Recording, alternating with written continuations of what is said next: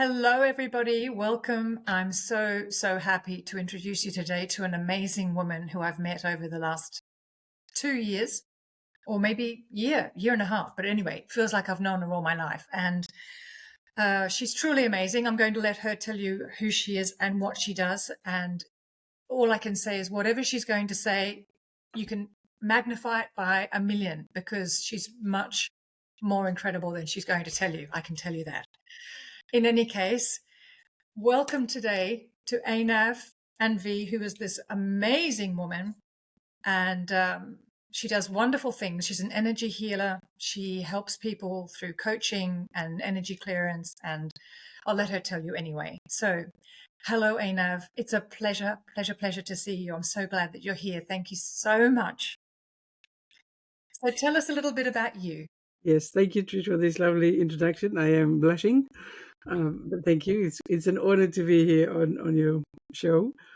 Um, what can I tell you about me? So yes, like you said, I am an alignment coach and energy healer, and I definitely believe that everything that we're going through has an emotional root cause. And so when we understand what it is, what are the fears, what are the limitations that we buy into, um, when we understand that, we can clear that and then get back into this alignment and into health. Anything that is physical, mental, emotional, or spiritual can really be worked out, in my opinion. Fantastic. And tell me a little bit about how you got to do what you do, which you do so brilliantly, because I have first-hand experience. I've had energy healing myself. You've been amazing with my family members. So, and some friends that I've guided your way. So tell us a little bit about how you got where you are. Well, how I got to where I am is a different story altogether. And I think I should probably get to the beginning, because starting up, I guess I could never find my place. I really kind of believed that I just didn't belong, and I wasn't lovable, and I was definitely the ugly duckling and the black sheep of the place where I grew up. And I didn't know who I was.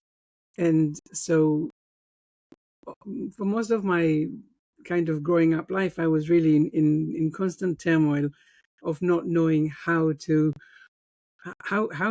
be how to be accepted, how to be loved, how to be all of that. Now, I had people loving me, of course, but it wasn't enough, really. It was really never enough. So at some point after my national service, I met this guy, and we were going out for a couple of years. And I remember thinking, this is not it. I should definitely call it off, this relationship. And but I wasn't very brave doing so. And so one day he took me to this cafe and he said, "Hey, why shall we, shall we get married?" And I was like, "Damn!" And I didn't know how to take it all in. And I was like, and I did a very quick calculation in my head, and I was like, well, I was 23 and no one loved me until now. What are the chances of anyone loving me going forward? And I just said yes. And I always tell people that I'm very proud of my divorce, but I was not very proud of my marriage. But yeah, I said yes. We got married. We moved to England, and then about 7 years later, I was like, look, really, it's not working out. It's time to call it a day. It's been fun. It's been all sorts of different things, but yeah, it's time. And so he left, and I stayed in the UK, and I was by myself. There was no family. All our friends was mutual friends, so it wasn't really mine. And I was very alone, and I had no idea what to do, and who was I really? Because I was just thinking everything that I really did with him. It was all of my growing up was with him, and who was I without this guy? And so I decided to go and see this therapist, and it always makes me laugh when I tell this story, because we met in this church hall. It was, he was, when I got into the hall, he was at the very far end. There was just two chairs standing there. And I was like, oh, what did I get myself into? And so I was working towards that. And as I was getting nearer to him, I realized that he was drunk out of his head. He was so drunk. And I was like, well, I got here and, I might as well sit here and, have a little conversation. Also because I probably didn't speak with anyone for the passing week. So I definitely welcomed some interaction. But he listened and he said, after, some time, he just said, look, you're simply lacking the power of your own conviction. And I was like, damn, it was that moment that changed everything for me in my life. And I realized that people always loved me, and I just didn't know how to translate it into the love that I needed. And I really understood how I was always looking for validations and approvals and all of that, but actually never really gave it to myself and never thought I was good enough to listen to myself. So that moment really changed everything because I decided that I'm not listening to fears anymore. I decided to say yes to anything that scared me, and there was lots of things that scared me at that time, but it was like time to go. So as you know, I mean, I came across Katie Byron, Byron Katie. She'll answer to anything. Byron Katie, yeah. She has no ego, so it doesn't matter what you call her. Yeah, no, exactly. So, but I did come across her work, and I was actually, these questions are very important. And so I adopted it really. And I said, okay, so from now on, what do I do moving forward? And I said, okay, first thing, something comes up, and I ask myself, do I want to do it? Yes. Does it scare me? Very much so. And then my next question was, well, if I do it, will it kill me? And the answer, of course, if it was going to kill me, I should not do that. But anything else, go for it, and go for it like really, like there's no tomorrow. And that's what I've done. And I went on this massive journey of saying yes to anything that came my way.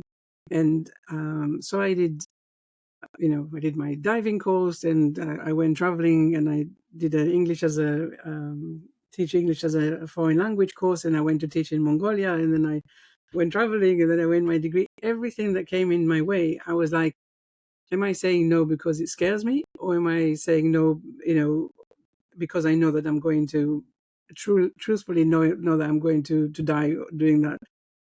And that gave me a very interesting perspective of how to move forward. So then, when I came back from my traveling, I went to do a master's degree. Didn't have a first degree, but was accepted on my industry experience. And that's when I was doing a lot of. Well, I loved my job in corporate, but at some point I decided it was too much politics, and I didn't like that part. And then I just decided to jump ship. And I always had an idea that I would probably be good talking with people, and I decided to go into coaching. So I took a year off, did my coaching course, and that's kind of what started the later chapters of my life. But when I started my coaching, I realized that really fear is what holds everyone back, and people get so intertwined with fear, and they don't recognize fear for what it is. They don't realize that there's another voice inside of them that actually invites them to move forward. But because fear is so familiar and so comfortable, we we stick with it all the time. And so that was the very beginning of understanding that what I was doing was basically what everyone is doing, and fear is, you know, the most subconsciously welcome thing that we have in our lives. So that was the coaching, and then as I was continuing my studies, I did my master practitioner of NLP. That's when I was introduced to the mind body concept, and that blew my mind. Like, I was like, why is no one talking about this? This is so important. And I got so excited by it, and I decided that I should do some sort of, get into healing in some way. But I realized that I wasn't ready, and the people were not ready for me. So it took me a few more years before I did my emotion code, body code, and belief code certificate. Um, and that's when I knew that actually I can combine both of these things together, because healing is of course, we're all energy, and I can help people clear their energy fields and all of that. But I want to also teach them how to recognize the fears and limitations and limiting beliefs and compromises they're going through in their lives. And when they understand that, they can turn it all around. And when they do, everything is possible. Like we said, everything then falls into place, but in bigger and better ways than they ever imagined. So Yeah. Yeah, that's incredible. And I hear you when you say, we do get caught up in fear. Everything that we're feeling that isn't open and love is fear. All of it is a fear based, and it's a part of our human and soul growth. Without it, we absolutely. wouldn't grow. It's not a bad guy. It's not the bad guy. It's not something.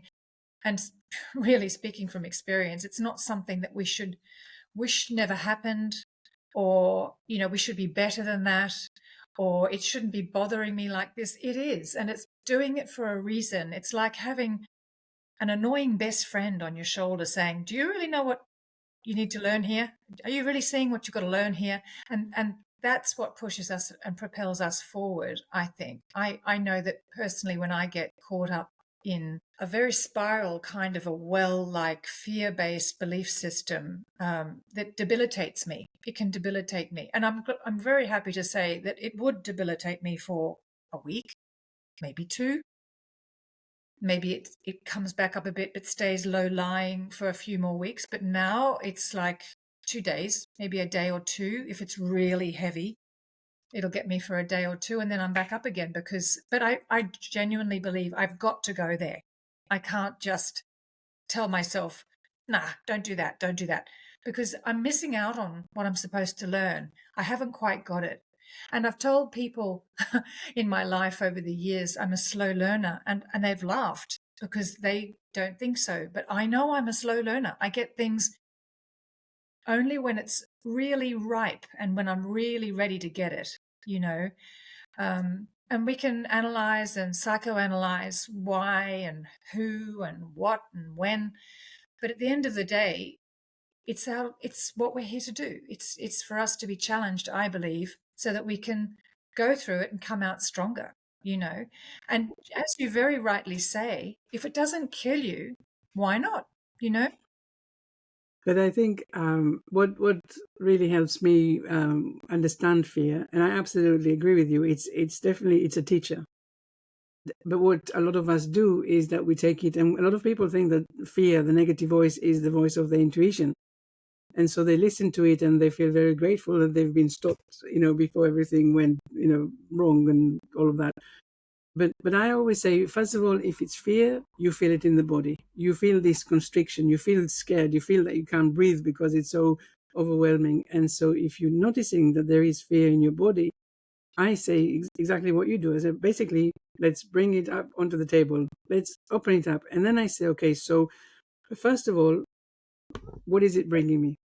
Sometimes it will just be dust. It just the usual, negative talk that we have. You're not good enough. It's not a good idea. Whatever. It's not. It doesn't bring anything to the table. But most of the time, really, the fear brings a golden nugget, because it's like, actually, this thing, this idea that you have, for example, maybe you haven't thought it through. Maybe you haven't done enough research. Maybe you haven't met the right people to help you get along with it, or maybe you need to really ask yourself, are you doing it for the right reasons? Whatever you are asking yourself, these golden nuggets will is here to help you. And when you understand it, the fear disappears, because it has nothing else to do here. It's done what it came here to do. But it's a very big difference for a lot of people. Are they willing to bring it up onto the table and start looking into it, or are they pushing it aside? And when you push it aside, there's more fear, there's more stress, there's more of this really unhappiness that is coming along. And it doesn't have to be scary to understand. The golden nugget is wisdom. It's like, wow, I didn't realize it until now. So it doesn't have to be uncomfortable. It just, especially if you park your ego when you do that, it really helps you to get to these places that you need to get to, just with a lot of gratitude. Yes, absolutely. I agree 100%. And another thing I found is um, through painful experience, let's say, but also working with clients and speaking to people, like-minded people who share their experiences, which is totally the greatest of value, because you learn so much when we resonate. We can see ourselves in someone else and we can really relate. That's why I love speaking to you so much, Einav, because your mind and heart is so open. But um, what I've also found is it's almost like we have a program running that says whenever something happens that we're not expecting, be afraid of it. But really, it's just something happening. So if there's a traffic jam and we've made a doctor's appointment, or we have a date, or we've got to be somewhere at a particular time for any particular reason, the fact that there's a traffic jam, there's a traffic jam. you know so what are we going to do about it? You can stress, you can feel fearful, you can worry about what people will think about you or say about you because you're not going to get there on time. You can maybe not make the appointment time and then have to reschedule or whatever. You may have a friend who's a bit upset with you. You might miss a flight. Whatever is going on is going on, but we attach ourselves to it almost like it's a personal attack against us. It's something against us to stop us, to make us miserable, when it's just what it is. And if we could only allow our bodies to relax and see it for what it is, which is just a traffic jam. And yes, we can go into all kinds of exaggerated examples, and people can say, yeah, but what about if it's this? And what about if it's that? And what about if it's that? And I often say to people when I'm speaking to groups, I say, that's because you're special. You need to have the worst scenario. And I'm not mocking them or having a joke with them. I'm mocking their thoughts. Their thoughts are coming in saying, well, what about me? It's not just a traffic jam. And I don't mean to ever make light of anyone's circumstances. And God help the person who tries to make light of mine when I'm going down that spiral, because it's like, no. But personally, I've experienced an addiction to holding on to that suffering, holding on to it. I cannot let anything in until I'm ready.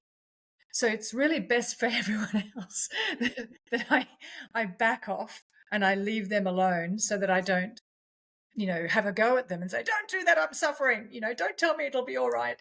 Because there's the addiction. There's the addiction.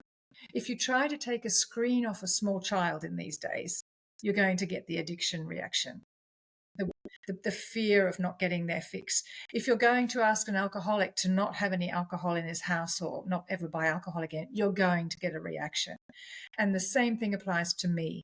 When you tell me, oh, what are you worried about? It'll be all right. What are you talking about? Of course things happen all the way they should, blah, blah, blah, blah, blah. I'm going to just say, no, that's not the way it goes. I'm really suffering here, and it's not going to be, it's the addiction. It's the addictive mind attaching to the drama that we create and the fear that comes with it. Absolutely. But for me, what I like to, having walked with fear for such a long time, what I always say to people is that the negative voice, as I like to call it, it really has just the one job, and that is for you to do today exactly what you've done yesterday. Because if you bring something new, it's like, hang on, I don't know what that is. You might not survive. I won't be able to preserve you, and my job is to preserve you. And so the calculation is very, very easy.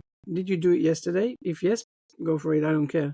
But if you haven't, and you want to do something new that you haven't done before, then hang on. I'm not going to allow it. And so all of a sudden, the only way that your negative voice can stop you from doing something is by lying, telling you lies, and exaggerating the results.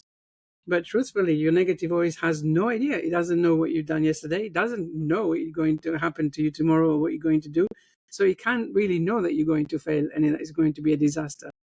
So it's just it's a mechanism that comes up to stop you from, moving on with the things that you actually want for yourself. Yeah. Keeping us small. Yeah, keeping us in the comfort zone, and exactly everything that we've done yesterday, we can do today.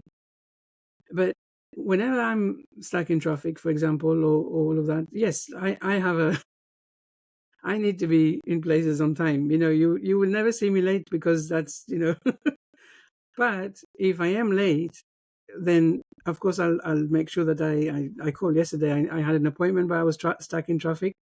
So I called them and I was like, I am doing my best. There's nothing else I can do. So there was no place for stress. But whatever happens in my life, I learned to ask my biggest question. And I always say to people, highlight this one, put it on a sticky note, and really bring it in because, to your life, because we know that we are always being taught the way to get into something that is bigger and better. All the time, anything that happens in our lives is part of that journey. We are being prepared for something else. And sometimes we can see exactly why it happened in this way, and sometimes we really can't. But if we choose the victimhood and the spiraling down, which of course is a very natural thing to do, we bring in the ego. But if we say, okay, if I am being prepared for something that is bigger and better, the question now has to be, how come? How come this thing happens for me right now? Or back then when I thought about, whatever, right? It's timeline is not important. So if I'm stuck in traffic and I'm asking, how come this is happening for me? I can see that actually maybe I'm being stressed, I'm stressing because I'm going to be late. And this is, part of my ego that says I always need to be on time. Or it will show me something that I wasn't seeing before, maybe wasn't ready to see before, or whatever. So I always say, how come this is happening for me right now? It's an immediate invitation for the ego to be pushed out of the way because it's not a victimhood story here. And then by allowing things to come forward, I'm learning about myself. I'm learning about patterns of behavior. I'm learning about so much that I wouldn't be able to learn otherwise. And when I'm saying, actually, do you know what? This happened to me, especially, when I'm being introduced to patterns, I can see that the same pattern has been done repeatedly so many times in my life. But the only reason why it's coming now is for me to say, actually, I don't have to do it in the same way anymore. I can change. I can do something different. But first of all, I want to understand how come. How come this is how I showed up? And for me, a lot of the time in the conversations I'm having with my clients is most of the time it's about, where did I give up my power? Where did I believe I wasn't good enough? Where did I think other people had, better opinions or were more suitable for something? Basically, how we keep ourselves very small and very insignificant, where in fact we are very significant. And, so all of these conversations, they're really helping us to untangle, to unveil things that we can't see if we just always do what we've always done. So for me, it's a very fascinating journey to help people go through, because they learn to look at things in a very different way. That it's all about curiosity. It's not about victimhood. Yes, It's not about attachment to bad things happening. I mean, of course, it depends where people are on the level of awareness. But yeah, fascinating yes, journey in my opinion. absolutely. I think that word is key, curiosity, looking at life through the eyes of, well, I don't know. I don't know what should be happening or what shouldn't be happening. I'm being shown. And I have a client who just yesterday who said she's been, well, first of all, she was notified by her landlord that she needed to leave the house, that she needed to move out of the house. She has, I don't know what time frame. She's not she's not in Europe, so I don't know. She's in the States. Anyway, she had I think a month notice to leave the house because he was wanting to move back in and his family or something like that. And she was renting it. And she's a single mum, so she had lots to think about. And it really shook her. I mean, where will I live? What will I do? What about all of my things? But this is a really nice place, and I don't know. Everything's built around this place, and she has a limited budget, and so it worked for her very well, and it really stirred up a lot of fear. And not only that, then she was told she was made redundant, and so now she's looking at what she's thinking of homelessness and no money. And it really brought up a lot of the fears that she's held on to for a long, long time from whatever experiences she's had as a child or whatever. And then after a little while, she just started to relax and think, well, what's the worst that can happen? We'll move back to my parents who are very open for that. Um, and we'll wait. We'll ride we'll live. This notion of waiting is also interesting. This whole concept around waiting. What does that mean? Waiting. We don't wait. We live. We continue to live. Even when we're at a bus stop, we're thinking, or we're looking at our phones, or we're talking to someone. The bus, yes, it's coming, but we're not just frozen in time waiting for the bus. We're doing something all the time. So she could see herself going back to her family to get the refuge she needed, to have a roof over their head, which was very comfortable and very welcoming and had space, and temporary. She knew that it would be temporary until she found another job, got some income, found another place to live. And now she's thinking, I was a bit fed up with this place, actually. There you She's go. starting to see that maybe she could have lived a bit differently, and maybe it's not exactly what she'd built it up to be, and she's okay to leave it. It's okay. It's done its time.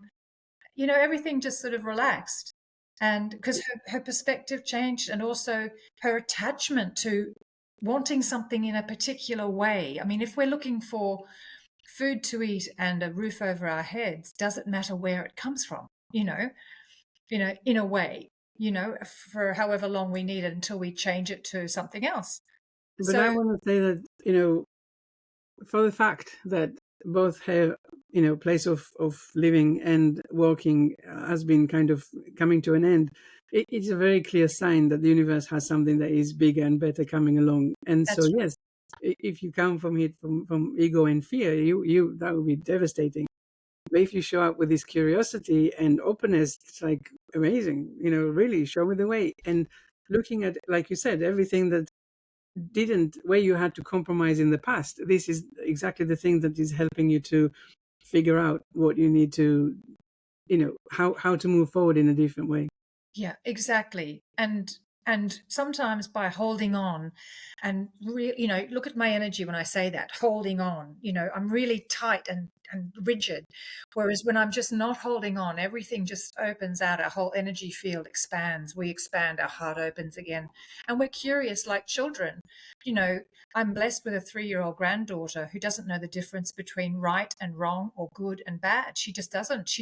We were doing pearls the other day, beads, and she was threading beads. Well, she taught me that 5 times, 6 times, 7 times of missing it, no frustration, no anger, no self-beating, just, that's funny. I missed it. And everything was fun. And she finally got it. And then she didn't even celebrate it because it was just part of the deal that sometimes you get it, sometimes you don't. And she held up the cord like this, and down went the bead, and then she did another one. And we take 2 hours to put 4 beads on there, but still, it's the most incredible lesson, because she wasn't saying, this is so annoying. It was just what it is. It's what it is. And she was learning with these beautiful little hands just to thread the pearl. So I said to her, thank you. Thank you. Thank you so much, Billy, for teaching me to just be in the moment, living in that moment and being curious. I wonder if this is what this one's going to go in. you know? And then look at the result. It's so much more peaceful than, come on, we've got to get it in. No, you didn't do it right. I mean, no, give it to me. It's just incredible. And if we Yeah, think about it, that's an example for life, right? You know.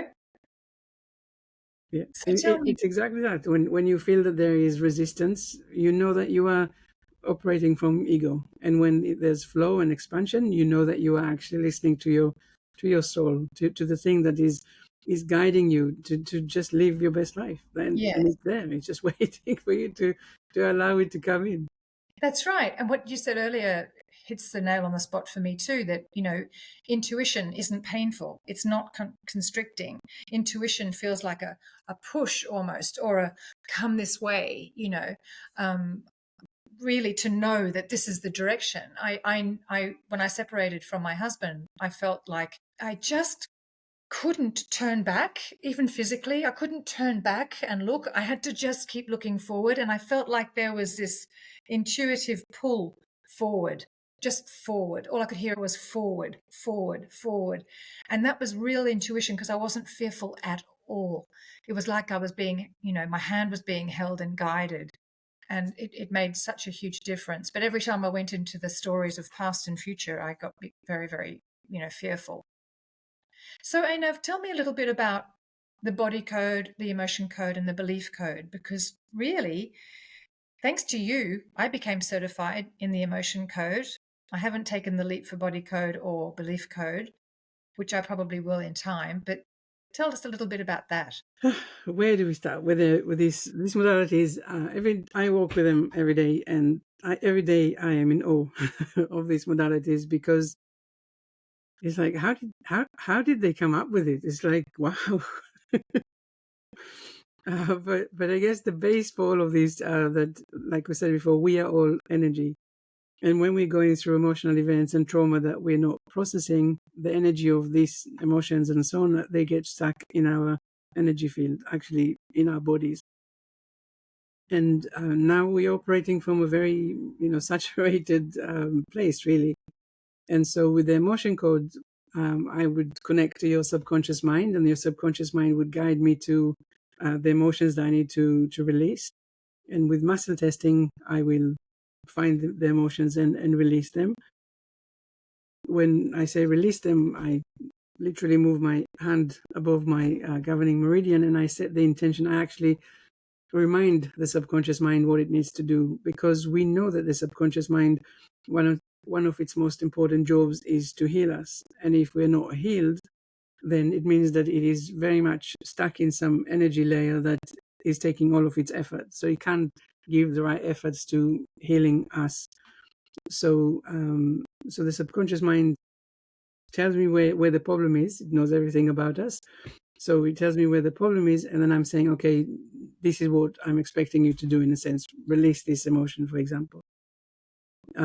So this is, in a nutshell, the emotion code, although inside of that there is the heart wall, which is one of the most fascinating ideas out there.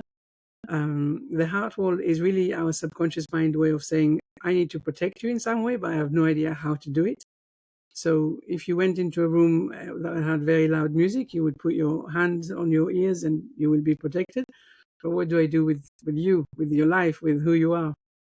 So what the subconscious mind ends up doing is grabbing trapped emotions from around the body and build a wall around our heart. Most of us have a heart wall. And so now you are protected. It means that there's more space between us and the events that are happening. But on the other hand, the heart wall is a wall. So now all of a sudden you feel a little bit more darkness or loneliness. Maybe relationships or connections are not happening in a very clear way like before.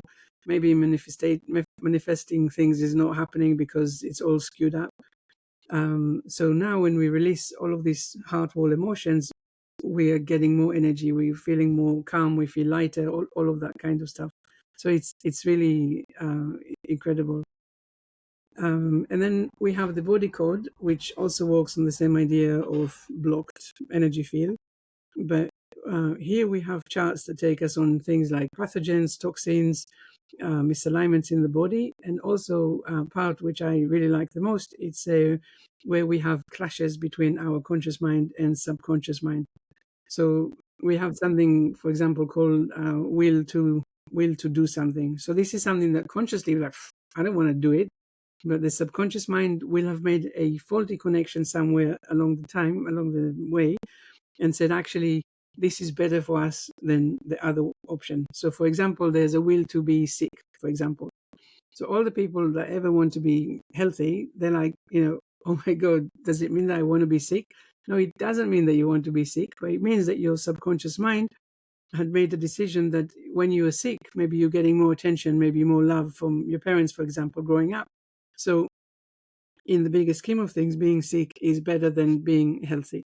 So this is a very fascinating area to work with. And so when I work with people with a body code, it can be, again, physical, mental, emotional, spiritual, because we don't know what the subconscious mind knows. The subconscious mind knows exactly how you ended up being in the situation where you are at the moment. So it also knows how to make it better again. I used to have a rubber band ball, and I used to say, this is exactly that. So if you say, oh, I got, hip problems, right, for example, the subconscious mind kind of calculates everything that went into that, and now some of it is pathogen, some of it is emotion, some of it is limiting beliefs, all of this. So every time we are releasing something, it's like we are releasing another layer of this rubber band ball. So it's very fascinating. That is um, amazing. So tell me, when you find um, the will to be sick, for instance, as your example, what do you do with that when you find it? well, for me, I just release it, really, but it depends in the bigger scheme of things where it comes in. So I'll just explain about the belief code, and then I'll answer that question a little bit better. So the next level, I guess, is the belief code. And this is really super fascinating because it helps us understand our limiting beliefs and our limiting belief systems. And so it helps us understand things that we really don't understand. So even if I say, why do I have a hip pain? There can be a limiting belief, and it's starting from, you know, well, it depends, but there's going to be a whole bunch of statements, negative statements that we find that now can help us to understand how come we have this hip pain. So what I'm trying to say, first of all, is that a lot of the time, even if we have physical pains, it definitely comes from emotional root cause. It definitely has all of these limiting beliefs, and everything that we've ever been through in our lives is a part of that. But then the other thing is, in the belief system, first of all, we're finding the negative statements, the limiting beliefs that we have. Then we're finding the emotions that are associated with that, because a belief is something that we are thinking about again, again, again, until it becomes automatic and therefore a belief. But it wouldn't come up again and again if there wasn't an emotion attached to it. So we find the emotions and we clear them straight away. And then we find what we call the associated imbalance. And these are really all these things like will to do something, no will to do something. There's idea intolerance, there's broadcast messages. There's all of these different things that we're doing subconsciously, but they're either impacting us, well, they're always impacting the way that we do things. So if I wanted to understand the bigger picture of will to be sick, for example, we can now look at it in association with the negative statements that we found and see really how at some point in your life being sick was so important, because like we said, maybe because it was about the attention or the love, or maybe the only time when you felt seen in your life, or that everything made sense as a small child. So when we do the belief code, things are falling into place in understanding how come we're doing things much clearer, in a much clearer way, because we are coming to it from so many different directions. And what usually happens with the belief code, we understand, we get some wisdom that we don't have a chance to see otherwise. First of all, in the belief code, we have more than 2,000 statements. And so the question is always, so when I find the statements, I always ask, does it resonate? And sometimes it's like, absolutely, I just say yesterday. And sometimes people say, I don't resonate with that at all. And I'm like, wonderful, because I know that the message that is coming is even deeper than what they can see at that moment. So the first question is really, out of 2,000 statements, how come these are the statements that come forward? And all of a sudden we can see, we read it, sometimes it sounds like a captain log. No one see me, there's no one there for me, I need to think about everything I say, it always sounds like a captain log. But when we read the statements with this invitation to find this wisdom, to understand really how come these are the statements that are coming forward, all of a sudden we see a whole story really coming up from nowhere. And because it's so subconscious, people, they're very surprised. They're like, they can see. They're like, oh, I really understand it now. And then when we move on to the trapped emotions, also add another layer of understanding, but it's kind of like, yeah, I know these emotions. They're very familiar. The emotions are always familiar. And then when we go to the associated imbalance, we can really see the puzzle is really complete. So we get so much wisdom from all of it together. And all of a sudden, people can really see where they've given away their powers, and not consciously, and not in a bad way, really, because a lot of the time, one of the most common things I think that I see is where people, as children, they want to be their authentic selves, like you said when you talk about Billy, right? It's this is who she is, that's what she does. But if at that point you would have, for example, with the beads example, you would have said, actually, this is not how we do it, or what are you talking about? Or if you've given her all of your negative beliefs and fears, that would create a new belief system for her. So it's when people are trying to be authentic, but the authenticity didn't wasn't received very well, and they feared. Actually, there was a fear about they're not going to like me, or not love me, or not protect me, and so a lot of the conflict is where we want to be ourselves and don't feel that we can, and all of the coping mechanism and all the new masks that we had to put on as we were growing up. And now we're in that place and like, why are we doing this thing anymore? Why? What? I don't understand it. And when we go through the belief system, it's like, I understand it perfectly now.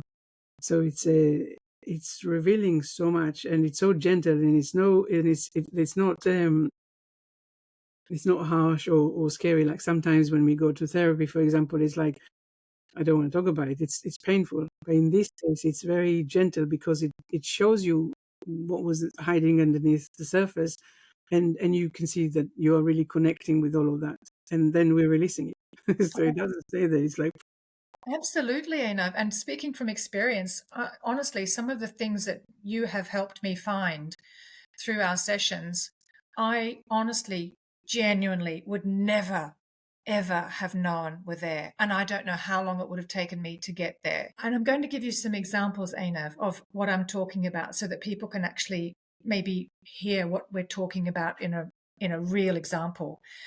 These were what you helped me find. This is the entangled belief system that I had. Now, you landed on communication and expression. Now, let's not forget that what I love to do is to talk to people and to help people with my voice, to talk to them in a session or post a video or go on someone's podcast or invite someone else onto my podcast and things like that. That's what I love to do. And I've always loved talking to people to help them through whatever's going on, even if it's not in a professional sense.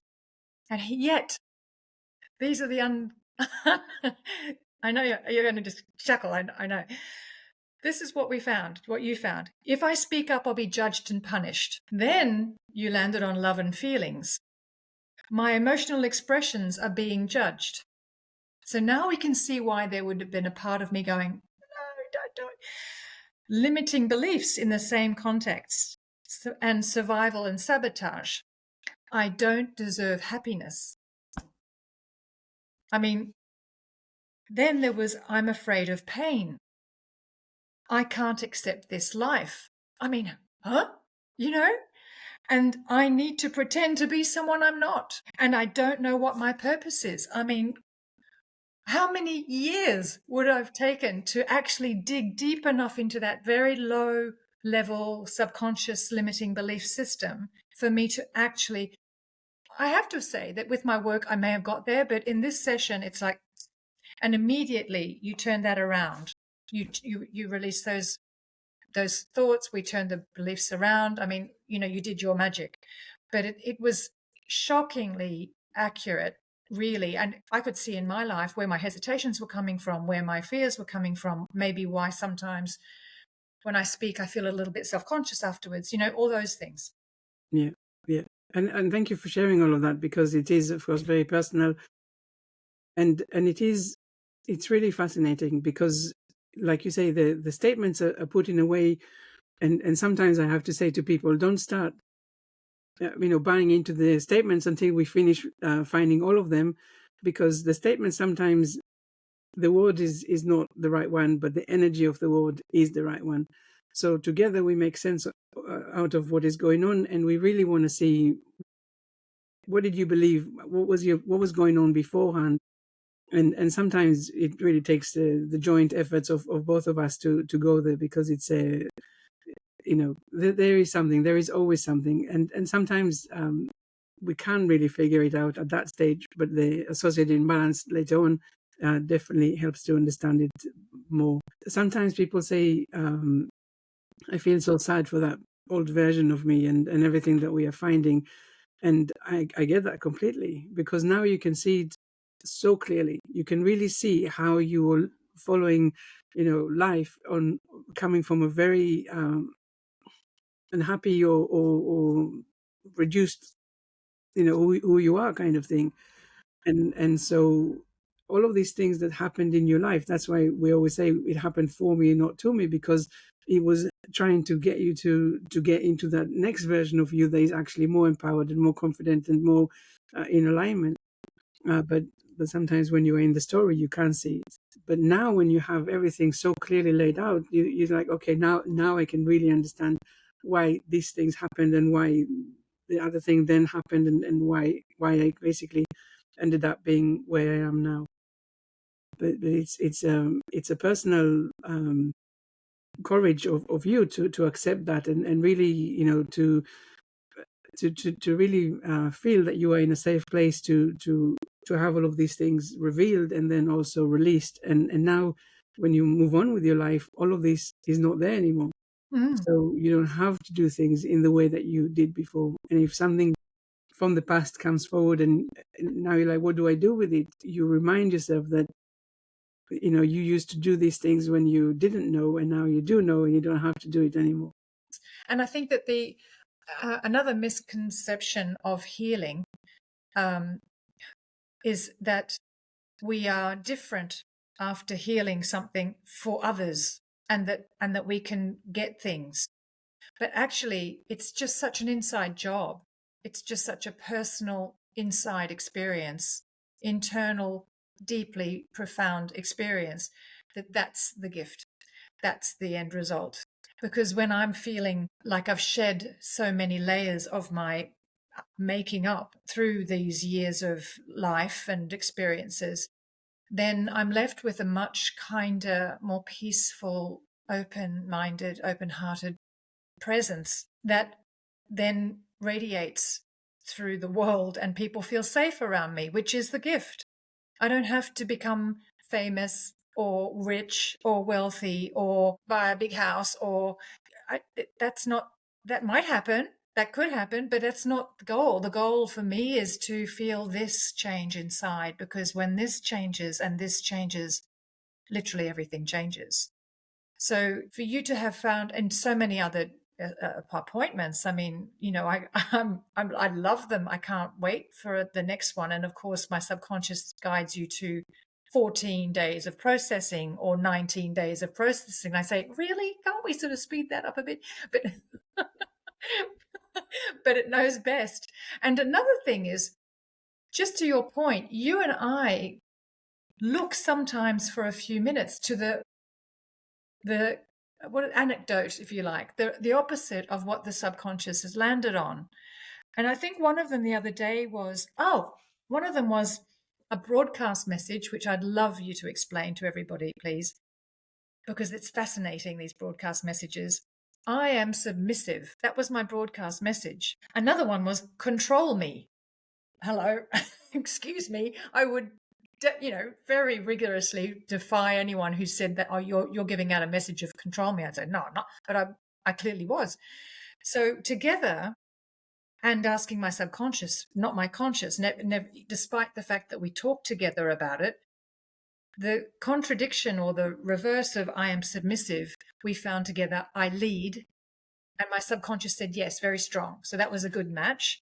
And then control me became, because we sort of thought, don't control me. And that wasn't going to work. It's like, don't control me, which is just still in the control me thing, right? But control me became, I am power. And my subconscious said, yes, that's it. So it's absolutely incredible. And I don't think there's been one session that I've had with you where I haven't finished by saying, why isn't everyone doing this? This is priceless, And as I was talking to a really good friend of mine who I've known now for maybe 15, 16 years.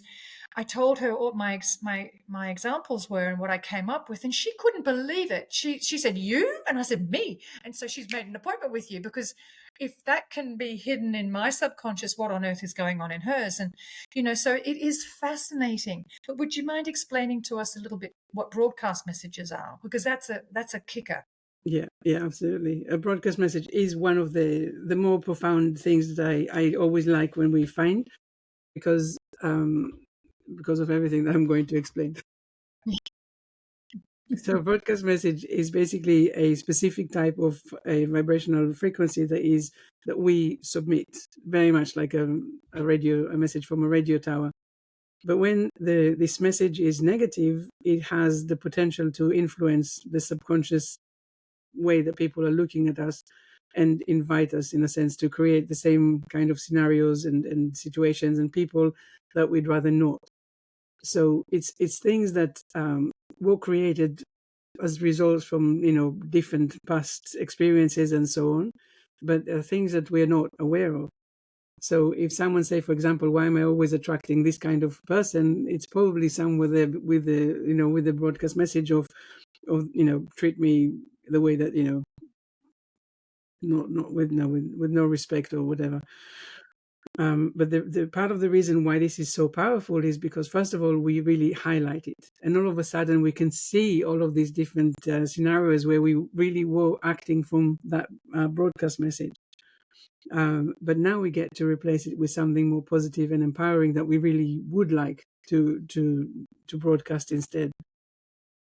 So yeah, I mean, when I say, okay, what should we replace it with? It's an invitation for both of us to brainstorm and think what comes up. But a lot of the time, it's not the obvious things. Now, we never say don't, because we know that the subconscious mind doesn't process negative. So if I say don't control me, for example, it will say release don't, and we'll bring it back to control. So it's like, no way.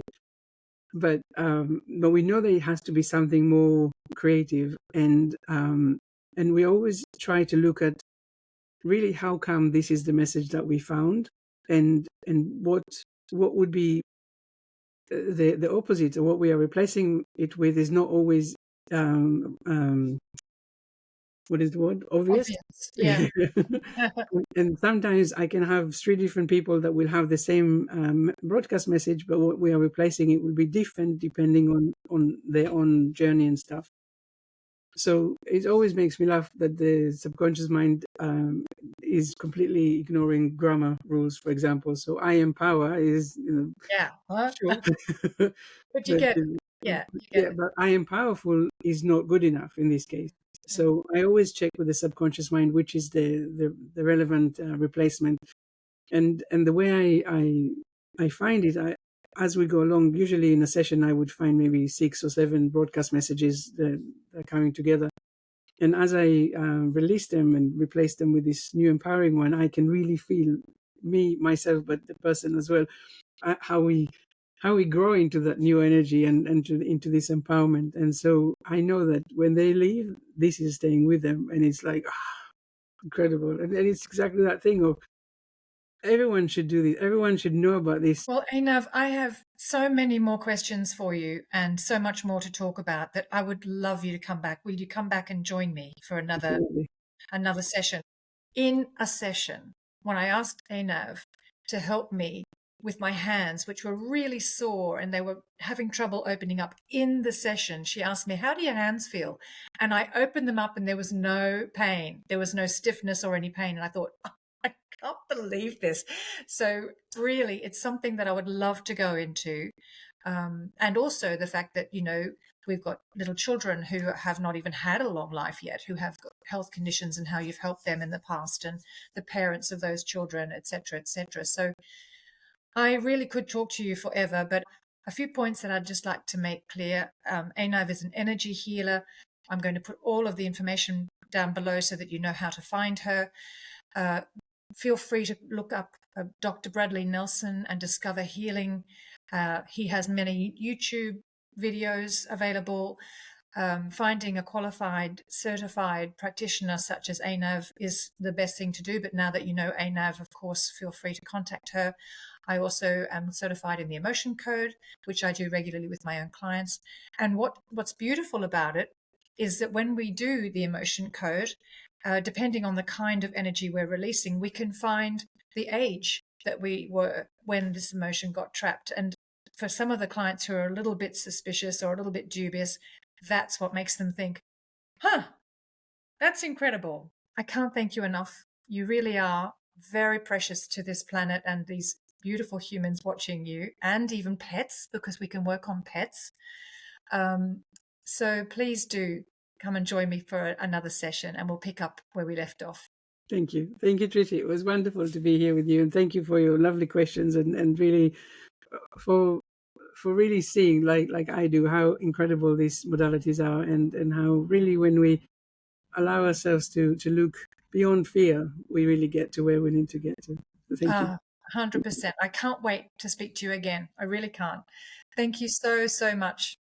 Take care, everybody, and please stay tuned. This has been amazing, and please drop us a comment if you'd like.